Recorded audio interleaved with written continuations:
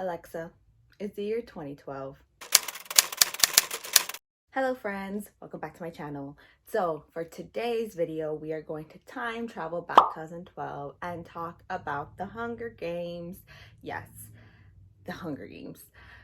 So I read the Hunger Games when I was, 12, I think, or something like that, when they first came out. Obviously, the hype was on, everyone wanted to read it. I was one of those people who went to Target and bought it and then proceeded to buy the next two as they came out, right?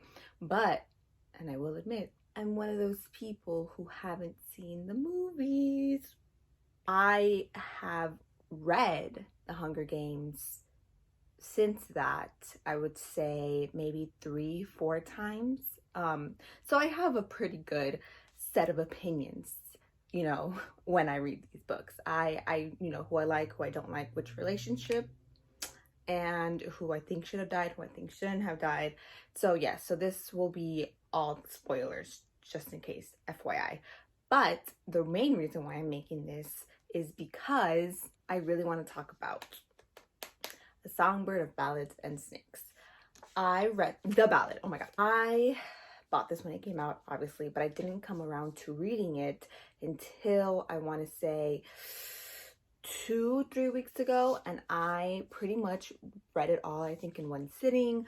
So we'll talk about this. Okay, so first, the Hunger Games. Yes, I'm very upset that only one of them is paperback and the other two are hardcovers. But what I think what had happened was, I don't think I bought this when it came out. Wait a minute. I think I bought it a couple of months after it came out, because you know how the hardcovers always come out first. So I think I got it a couple of months after it came out, and that's why I just got it in paperback, because back then, obviously, I didn't have my money. So my mom was like, get the cheapest one you can. So I was like, fine, paperback. But then when the other two came out, I obviously got hardcover. I was like, no. So yeah, so it does bother me a little bit that the Hunger Games is paperback, but these are my OG editions, so I don't want to unhaul them because sentimental stuff. Duh. So let's talk Hunger Games. The Hunger Games, very quick synopsis, because I'm sure everyone knows. Everyone has either watched the movies, read the books, or just have seen people talk about it and they're telling us to shut up about it. So The Hunger Games is a dystopian YA action drama trilogy. Yeah, that pretty much sums it up. So we have our main character, Katniss, and she lives in this world where North America, as we know it, has been demolished, and the new country that has arisen from its ashes is Panem. At first, Panem just had 13 districts and the capital, right? But then the 13th district rose up in rebellion, and the capital still won, but the 13th district was demolished, as you can say. And so in retaliation of that war, the capital said that we are going to introduce the Hunger Games, which means that every district has to offer up their own tributes, which are a boy and a girl, and they can do that by the reaping, which is when every single boy and girls from, I think, the age of 12 to 18 puts their name in a bowl, and you have to pick one out. It's like a lottery, but obviously people can volunteer, all of that. So that's kind of is where we pick up. It's been like, I think, 74 years, and starting with the first book, I think it's been 74 years since that war. So we have Katniss, her little sister gets reaped, she volunteers, obviously, and that's when she's like, volunteer as tribute, right? And so she goes to the Hunger Games. She kind of teams up and with her again, this is a very brief synopsis because I'm 99% sure all of you guys have read it and you're telling me to just hurry it up, so I'm gonna hurry it up. So she ends up going to the Hunger Games. She wins. Stuff happens while she's in there. She kind of has a pretend romance with her boy counterpart, Peeta. You see some of her allies die. She kills some people, whatever. She wins. Peeta wins after some wit and cunning ways of her own. When she comes back, her Haymitch, her mentor, is like, bro, the capital is really mad at you because you basically defied them. So you might die in a couple of days. So that's how the second one ends. I mean, that's how the first one ends. And then the other two are basically just the rebellion. So Catching Fire is kind of leading up to the rebellion. This is purely rebellion. This is purely the districts against the capital. This one is leading up to it. Katniss is still trying to appease the capital, still trying to convince everyone that the reason why she kind of duped the capital was because she was so in love with Peter that she couldn't handle not having him. Whatever. Love. And again, she's 17, by the way. All of this happened to her when she's 17. But throughout the two, what I really like is that we get to see more of her home base, and we also see more of her best friend, Gale. Okay, so this is when one of my opinions come up. I don't like Peeta and Katniss. I don't like them. I prefer Gale and Katniss. Yeah, I know. I'm like one of the few. I'm one of the few. I just really like the way that they were set up. I like the way that they were best friends. I like the way that they relied on each other. I just like the way that they had their story before going to the Hunger Games. And yeah, I love Peeta. Peeta's really cool. Peeta's really nice. But I just prefer Gale. That's my opinion. And I'm really, really, really mad at the way that they ended it. Like how he just goes to the new district and like never sees Katniss again. I'm like, no. In my version, Gale goes back. They have a conversation on why or why not they should pursue a relationship. And fine, if they don't have a relationship, sure, she end up with Peeta. But she should have that conversation with Gale. Gale would not just abandon her like that.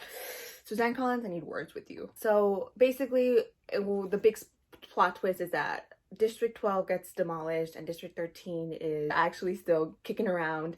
And the reason why the capital backed off of them is because they have nuclear weapons. So capital is like, okay, well, we can demolish you. And District 13 is like, okay, well, we can demolish you. So what are we? We're at a standstill. So that's why they kind of just let them be. Again, at the end, obviously, this is still a YA 2012 genre book. So the good defeats the evil. Katniss ends up just, oh, it was an email from my law school. Katniss just ends up having kids with Peeta too. Whatever. Again, I love Peeta as a person. Peeta, I love you. When you got captured, I cried. I'm pretty sure like little 13-14-year-old me cried. But I prefer Gale. And not just because Liam Hemsworth plays him. Again, I haven't watched the movies, but I prefer Gale. So that's who I am as a person. And you guys just have to accept that. Sorry. As do not like Katniss and Peeta. About Katniss, though, I have mixed reviews about Katniss because, okay, so I really like the way that Suzanne Collins writes. I think her action scenes are top notch. I think her political scenes when they're talking to like the leaders, to like the mentors, all that, I love that. The way that she describes the Hunger Games, I love that. I feel like I'm in it. I feel like it's a movie itself, right? I just don't like the way that she was writing Katniss after the first one. I feel like she just kept on, and I get it, she's 17, she's a teenager, but I just felt like she kept on making her not really be like the leader that she can be. And she can be a leader because in the first one, she led. She knew where to go. She knew what strategies to do. Like, she's very good at that. And I didn't like the fact that in the second and third one, they kind of just put her into this, what is it? It's like when it's like a role that doesn't really do anything, you know? I don't know what word that is, but you know, it's like they put her in this role that doesn't have any power. She's just like a person to look at. And I didn't like that because I feel like she could do so much more. And I get it, you know, she was going through all this.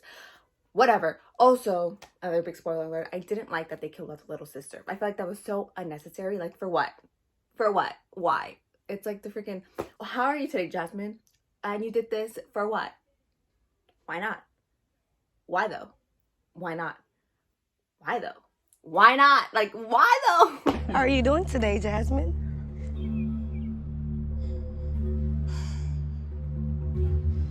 But you did this for what? Why not?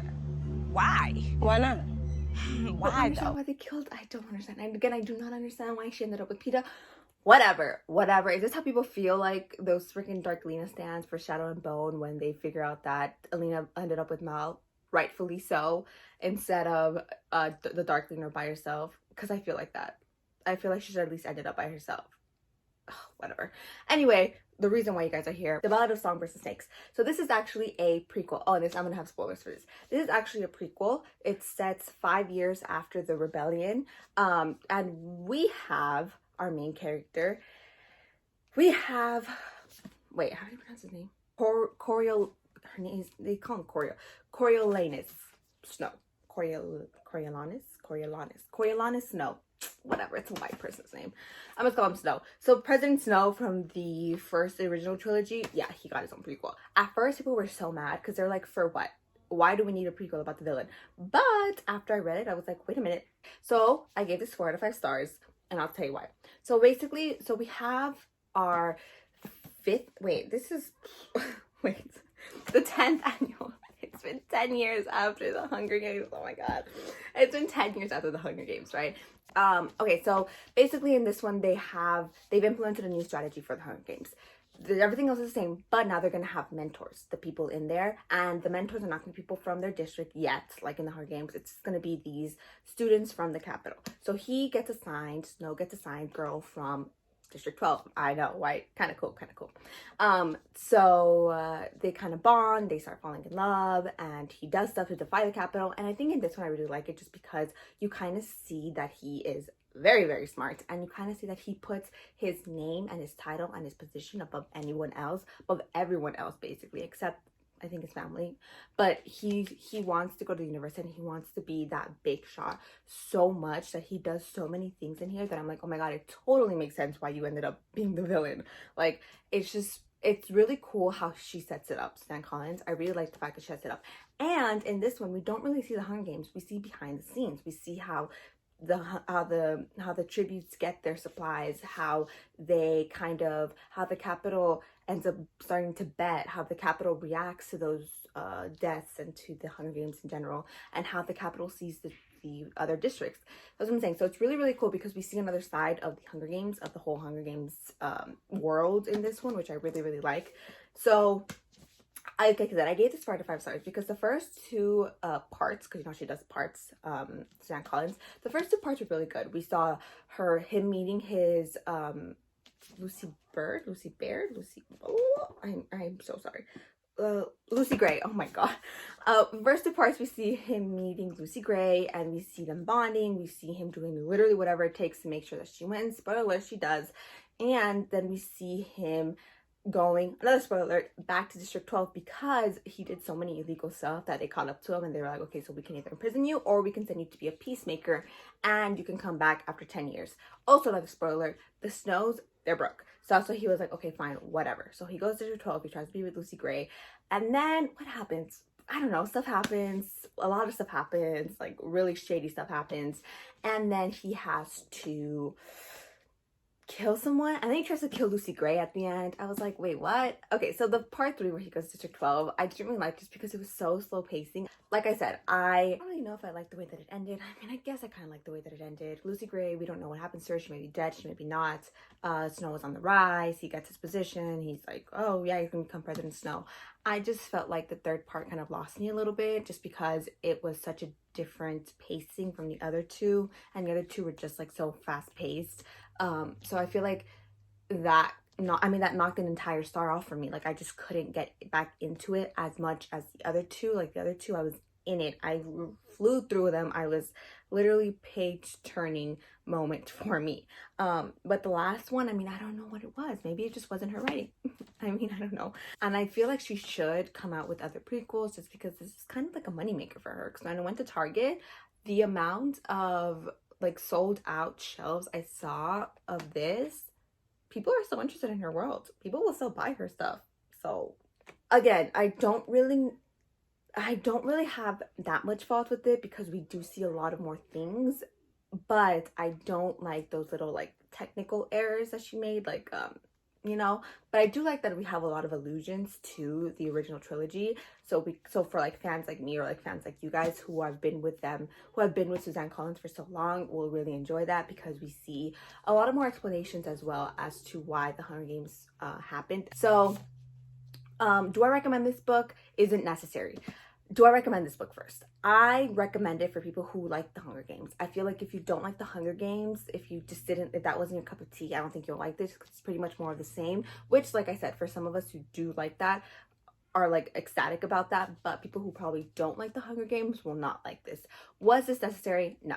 Plain and simple. It wasn't necessary at all. There was nothing new. There was nothing, same old thing, nothing new. Nothing new, nothing changed. Nothing new.